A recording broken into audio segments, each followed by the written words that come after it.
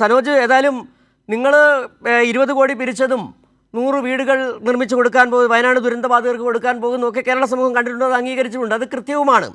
പക്ഷേ ഇവിടെ ഇപ്പോൾ യൂത്ത് കോൺഗ്രസ് വീണ്ടും അടുത്ത പണപ്പിരിവിന് തയ്യാറെടുക്കുകയാണ്. നേരത്തെ പിടിച്ച പണമൊക്കെ എവിടെ പോയി എന്നുള്ള ചോദ്യം ചോദിച്ചതിന് അത് അണ്ണന് കൊടുത്തു എന്ന് പറയുന്ന തരത്തിലാണ് ഇപ്പോൾ കാര്യങ്ങൾ പോയിക്കൊണ്ടിരിക്കുന്നത്. വീണ്ടും പണപ്പിരിവിന് തയ്യാറെടുക്കുകയാണ്, അതും വയനാട് ദുരന്ത ബാധിതരുടെ പേരിൽ. എങ്ങനെ കാണുന്നു ഈ യൂത്ത് കോൺഗ്രസിൻ്റെ തട്ടിപ്പെന്ന് തന്നെ പറയേണ്ടി വരുന്നു?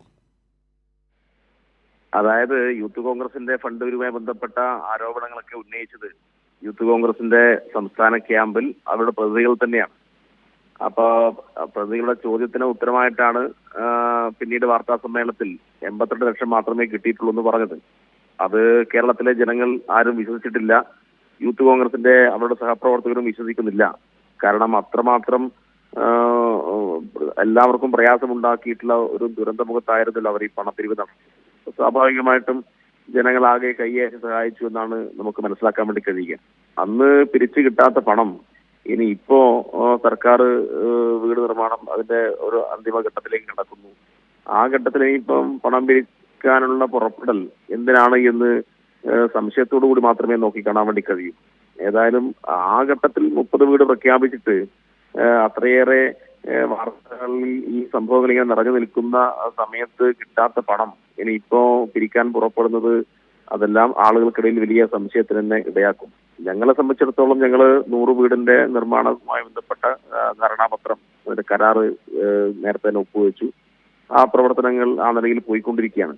ഇവിടെ പല വിധത്തിലുള്ള കള്ളപ്രചരണങ്ങളും യൂത്ത് കോൺഗ്രസ് നടത്തുകയുണ്ടായി. ഒരു ഘട്ടത്തിൽ യൂത്ത് കോൺഗ്രസ് പറഞ്ഞത് ഞങ്ങൾ വീട് നിർമ്മിച്ചു കൊടുക്കാതിരിക്കാൻ ഏറ്റവും പ്രധാനപ്പെട്ട കാരണം സർക്കാർ ഞങ്ങൾക്ക് ഭൂമി തന്നിട്ടില്ല എന്നാണ്.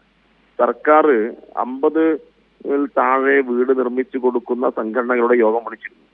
50-ന് മുകളിൽ വീട് നിർമ്മിച്ചു കൊടുക്കുന്ന സംഘടന യോഗം വേറെയും വിളിച്ചിരുന്നു. 50-ന് മുകളിൽ നിർമ്മിച്ചു കൊടുക്കുന്ന വീടുകൾ പ്രഖ്യാപിച്ച സംഘടനകളുടെ യോഗത്തിൽ കുഞ്ഞാലിക്കുട്ടി ഉണ്ടായിരുന്നു, വി ഡി സതീശൻ ഉണ്ടായിരുന്നു, ഡിവൈഎഫ്ഐയുടെ സംസ്ഥാന ഭാരവാഹികൾ നിലയിൽ ഞാനും സംസ്ഥാന പ്രസിഡന്റ് വസീഫും ഉണ്ടായിരുന്നു, UDFന്റെ കൽപ്പറ്റ MLA സിദ്ദിഖ് ഉണ്ടായിരുന്നു, മുഖ്യമന്ത്രി ഉണ്ടായിരുന്നു, അന്നത്തെ ചീഫ് സെക്രട്ടറി ഉണ്ടായിരുന്നു. അപ്പൊ ഇവരെല്ലാം പങ്കെടുത്ത യോഗത്തിൽ പ്രതിപക്ഷ നേതാവോ അല്ലെങ്കിൽ പ്രതിപക്ഷ ഉപനേതാവോ ആരും ഇതാ യൂത്ത് കോൺഗ്രസ് വീട് നിർമ്മിക്കാൻ വേണ്ടിയിട്ട് ഇങ്ങനെ പണം പിരിച്ചിട്ടുണ്ട്, നിങ്ങൾ ഭൂമി കൊടുക്കണം എന്ന് പറഞ്ഞിട്ടില്ല. അപ്പോ അവർ അന്ന് പറഞ്ഞത് ഞങ്ങളിങ്ങനെ പണം പിരിച്ചിട്ടുണ്ട്, അത് എന്ത് വേണം എന്ന് ആലോചിക്കട്ടെ എന്നാണ് കോൺഗ്രസ് പറഞ്ഞത്. കോൺഗ്രസിന്റെ ആരും അന്നത്തെ യോഗത്തിൽ, ഞങ്ങളുടെ യോഗത്തിൽ ഉണ്ടായിട്ടില്ല. പക്ഷെ പിന്നീട് 50 വീട് നിർമ്മിച്ചു കൊടുക്കുമെന്ന് പറയുന്ന യോഗത്തിൽ യൂത്ത് കോൺഗ്രസിന് കത്ത് കൊടുത്തിരുന്നു. പക്ഷെ യൂത്ത് കോൺഗ്രസ് പങ്കെടുത്തിരുന്നില്ല എന്നാണ് മനസ്സിലാക്കുന്നത്. പിന്നെ എവിടെയാണ് യൂത്ത് കോൺഗ്രസ് ആവശ്യപ്പെട്ടത് സർക്കാരിനോട് ഭൂമിക്ക്? ഏതെങ്കിലും ഒരു കത്ത് കാണിക്കാൻ പറ്റുമോ? ബഹുമാനപ്പെട്ട റവന്യൂ മന്ത്രി രാജൻ മിനിസ്റ്റർ തന്നെ പറഞ്ഞല്ലോ, അങ്ങനെ യൂത്ത് കോൺഗ്രസ് ആവശ്യപ്പെട്ടിട്ടേ ഇല്ല. ഞാൻ ഉൾപ്പെടെ യൂത്ത് കോൺഗ്രസിന്റെ ഭാരവാഹികളെ വിളിച്ച് യോഗത്തിൽ പങ്കെടുക്കാൻ പറഞ്ഞതാണ്, പറഞ്ഞിട്ടില്ലെന്ന് പറഞ്ഞു. അപ്പൊ യൂത്ത് കോൺഗ്രസിന്റെ ഈ ഇങ്ങനെയുള്ള കള്ളപ്രചരണം, ആളുകളുടെ കണ്ണിൽ പൊടിയിടാൻ വേണ്ടിയിട്ട് പ്രചരിപ്പിക്കുന്ന വ്യാജ വാർത്തകൾ, വ്യാജ കഥകൾ എല്ലാം പൊളിഞ്ഞുകൊണ്ടിരിക്കുകയാണ്. അപ്പൊ ഇത് കേരളീയ സമൂഹം വളരെ ഗൗരവത്തിൽ കാണേണ്ടതാണ്. എന്തുകൊണ്ടോ പ്രധാനപ്പെട്ട മറ്റ് വാർത്താ മാധ്യമങ്ങൾ ഇത്തരം കാര്യങ്ങൾ കണ്ടിൽ നടിക്കുന്നു, അല്ലെങ്കിൽ ഒറ്റപ്പെട്ട വാർത്ത കൊടുത്ത് അത് അവിടെ അവസാനിപ്പിക്കുകയാണ്. അപ്പൊ അത് ഗൗരവത്തിൽ നമ്മൾ കണക്കിലെടുക്കേണ്ടതാണ്. യൂത്ത് കോൺഗ്രസിന്റെ വീണ്ടും പണപ്പിരിവിന് ആഹ്വാനം ചെയ്തിട്ടുണ്ട് എന്നത് സംശയത്തോടു കൂടി മാത്രമേ കാണാൻ വേണ്ടി കഴിയൂ. കാരണം യൂത്ത് കോൺഗ്രസിന്റെ സഹഭാരവാഹികളെ പോലും യൂത്ത് കോൺഗ്രസ് അധ്യക്ഷന് പണപ്പിരിവുമായി ബന്ധപ്പെട്ട കണക്ക് ബോധിപ്പിക്കാൻ വേണ്ടി കഴിഞ്ഞിട്ടില്ല എന്ന സാഹചര്യം നിലനിൽക്കുന്നുണ്ട്.